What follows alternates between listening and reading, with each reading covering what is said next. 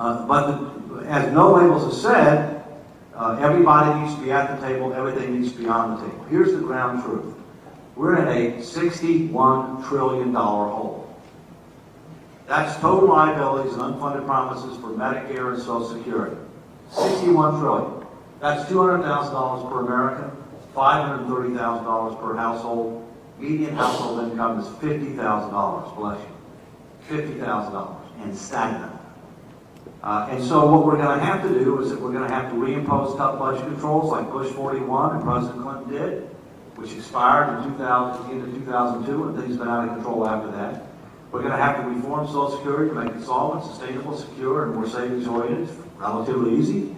We're going to have to go back in health care because we've way overpromised on health care and rationalize our promises while focusing on cost. We're going to have to cut defense and other security spending without compromising national security. We're going to have to re-baseline what the government does and how it does. We're going to have to do dramatic tax reform that will make it simpler, fairer, more competitive, more equitable, and generate more revenues as compared to historically what we've done. We're going to have to do all of that. And we're going to have to start doing it very soon and before we lose confidence of our lenders, because bond vigilantes do not have duties of loyalty to countries.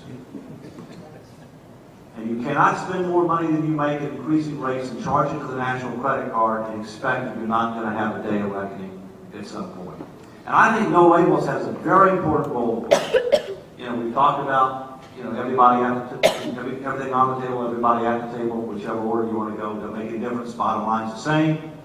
We've talked about the fact that no deal, no break. And I think that we will continue to put pressure for a substantive deal. I think there's something else we ought to think about, and I mentioned this to Nancy. I think, and I'm going to call for this publicly, I think it's time for us to ask our elected officials to rescind all pledges to special interest groups and to reject all pledges. My view is it's fine for you to make a pledge to your constituents, but making written pledges to special interest groups to say, I will never, is something that should be verboten. I know my mama always taught me, you never say never, you never say always. And I'm pretty good about it, not 100%. But I think one of the reasons that we have the problem that we have today is because people have kowtowed to the far right, the far left, making these pledges, which box them in, which give us a political stalemate. And the truth is, 60 to 70% of Americans are largely disenfranchised by today's political system. And that's what No Labels is all about. The sensible center to come up with nonpartisan solutions and get bipartisan support.